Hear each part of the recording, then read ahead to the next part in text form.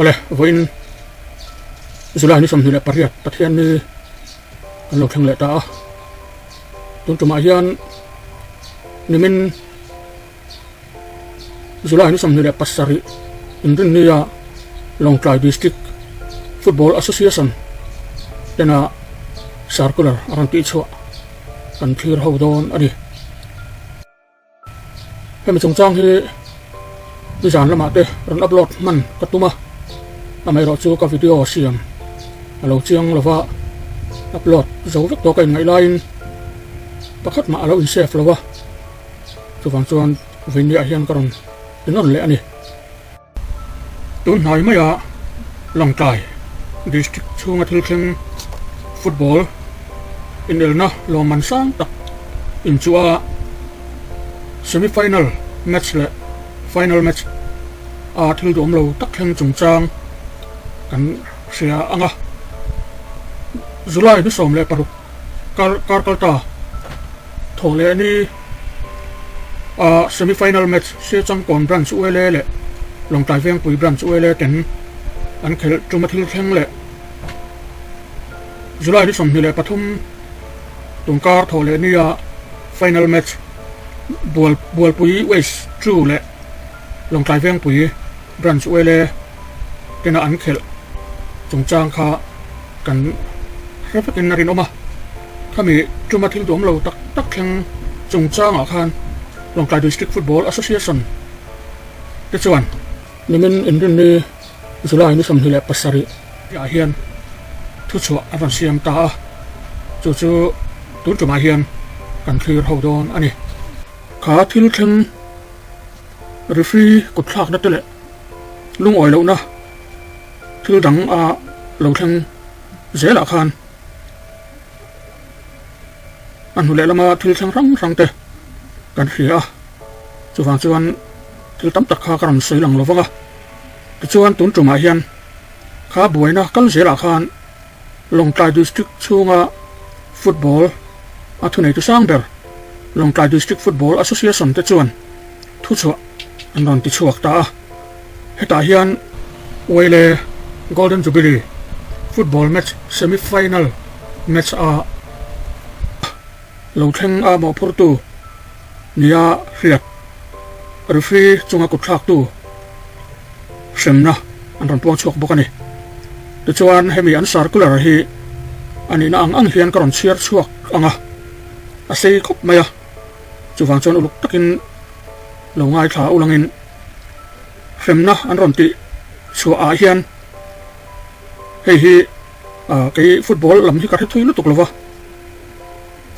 football huang chunga femna an lek chungchang lek phei chu ka the tam lo khop mai chu wang chuan clear tu te khan in ngai dan comment lama lo sei le ulangin amalama thu thil than khat lo thleng comment in ron zia te po ka lo clear ta ka lo chiar chuak tok thina angai nom thin khop me hetiang anga hian football lama chinchang ria te point thil thui tak in hri ang ti karinga football in elna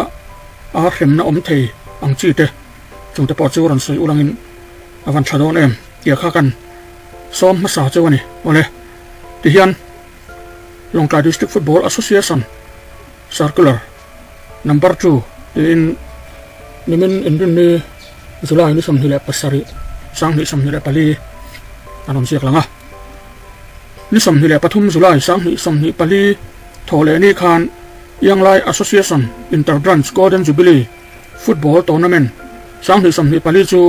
harsan sang sangkara khelzo anita he tournament hun chung hi ari deuh awang le match official lam te po Longtrai District Football Association noya kan nei te tan po a hau tak viau don ani ti hriain Mizoram Football Association te hena Longtrai DFA chuan ngin na siamin match official tour po district dang atangin mi pariat lai an ron intir nge ani ti chuan ni som paruk July sang ni som ni le pali khan semi final match sia chang kon branch uele tele Longtrai veng pui branch uele ten an khela in kheltran atanga minisam ruk pakhat na Longtrai veng pui branch uele in goal an khunga chu sia chang kon defender lam hian offside nianga in appeal an siama mase assistant referee number 2 hian offside hi apharlova gola pom ani hi se chang kon lungoi lo na bul in tanna ania in khelero pangai taka kalpui chung zamani in khel chung zam le in khel boruak isia mai dore mo ti lai counter attack ball cover tuma referee atlan line halfway line bura boina athenga he thil thenga wang hian referee hian assistant referee pakhat zok chu zukron atuma fourth official lam ron turin atlan thei le a tichuan fourth official in athilangin longkai veng pui jersey number 17 le jersey number 15 tachu yellow card apea sia chang kon jersey number 20 fourth official in athilangin violent conduct awanga send off ani tathunga sia chang kon jersey number 20 referee in a send off chu sia chang kon captain bi zo than lian chuan ngai thiam lovin referee chu tong kam moi lo tak manga an khum awang le asut oblique tau lui awangin referee hian red card apetani tichuan referee chu kuthak chun zomani ta a referee po hi thisen chuakin munga a chui angai ta hialani he thil thleng hi poi kan tia kan match official te thawang kan hau thata kuthak tu hi kan dem tak zet ani he tiang thil la thlen ta ka wang hian district pon atanga match official tura kan som ta chuan conduct chun zom zel tha an ti lo awangin min hon santa ani he thil thang long tlai dia fe chuan poi ati hle a kan match official te inza na ommi alova kut atwar hi poi kan ti in kan torpui tak seta long tlai dia fe executive committee meeting chuan sia chang kon team captain bi zo than lian hi kum som chung atan football kai noi thila in nam nei to lo tura rem ani ti kan sia tirani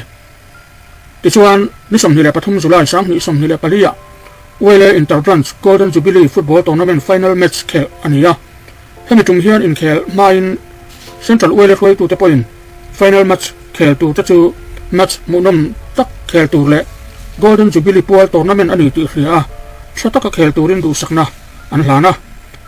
an mani ron troi on tu fans te thutna tur po ro man sakvek anni final match khel ania hun pa ngai a goal alu lo wangin extra time khel tir ania extra time tho ni na min som pasari na a ball pu defender chu box chunga handball ni in penalty long kai veng pui lampek ania ti chuan pe tura anin ro man chungin ball pui fans lamatangin assistant referee Oliver chu lungavom ni in thisen hial achuaka ding chun zam thei to lovin assistant referee po thak angai ta hial hi poi kan ti takset ani hunanga ma chan chu fans te awangin match ti top lai lok ania hetiang thil athang hi apoi hle maya fans te kan in thunun theilo awang in match ti top lai lok ani le match official po ding chun zam thei to lova siam ani hi bol puyen ji fans te kan dem takset ani ti chuan match khel chun zam ani le ta a hun tlem te ala om tia longkai veng pui lama bol puyen ji ten goal an khunga ma se he goal alu ma hian referee chuan foul alak awangin gola pom chun zom ani talawani he thil thinga hian boina ne a oma in khel chol lai lok ania in khel chun zom le ni in hemi nu rei vak lowa hun ti to panita ani in khel azawa kan official te playground chu san thei lovin bol puyen ji fans te geta lu tumin boina an siam chun zom hala get po a che hial ani ti chuan kan referee mal som sang chu kut thak tumin get a lo lu ten then khat chuan kut hial an thak merani he boina chuaka hian bol puyen ji lam fans ten kan referee i boya kut thak tu te hi kan dem tak set ani tin bol puyen ji player te ero in fiam mi an ni ti a hriat hle a referee ti boy tum te lo dang tu an ni kha an fakom kan ti tak set a amero chu fans te awanga tuar thei an ni ti ero kan hriat a tha hle a Wele Games and Sports Committee le technical meeting thu chuak ngai changin atulangin fans te chungchanga po action lak aniang kan match official te hi teni longkai dia fe te chon na takin an thawang kan hawa football ma son na tura thei top chua chun som zel tur point kan ngen bokani hetiang thil hi thleng non to lo se malam huna team te le players te le fans te atanga moi lo taka football kim mai bal zonga che kanom chuan district football association chuan na takin action ala sel don ani hemi konga hian fans te point nung changmoi kan zir zela football ma son na konga thokho zel tur point kan som tak zet ani issued by Information and Publicity Committee Longkai District Football Association aron tia circular hian semi-final a sia changkon players le an team captain ni bok bi zo than liana chunga hremna an ron lek dan an ron tar langa kum som chunga tan football kai hnoi thila in ham hnoi to lo tura hrem mani aron tia athil ti khana phu rengem ti chu thlir tu tang idan ta sela kum som chung hi infiam mi te tan arei le don ti alang rang maya chuti rolin he hremna le ko tu Longkai District Football Association tarmit atanga han thlir ero chuan he thil hi anti om tak ani ti in ngai dan te po asiam thei tho po kani ole ti khan kan han share zo ta a picture a hian an boy lai te le har san na thleng ataka han ti lan tur om rang ma sela ti lan lo kha tha in ka thia boruak ti ngai hian chok tho tu ani mai am ema chuwang chuan he chim thu pui chanela hian khami an boy chung chang te le har sat na thleng te po mu ve rang mai la ron da chu pakhat ma om lova hei hi ram le nam mol phona thin thei thil an wang hian katilaya khan doi sep wanga ron da chuak lo kan hau lo ti kha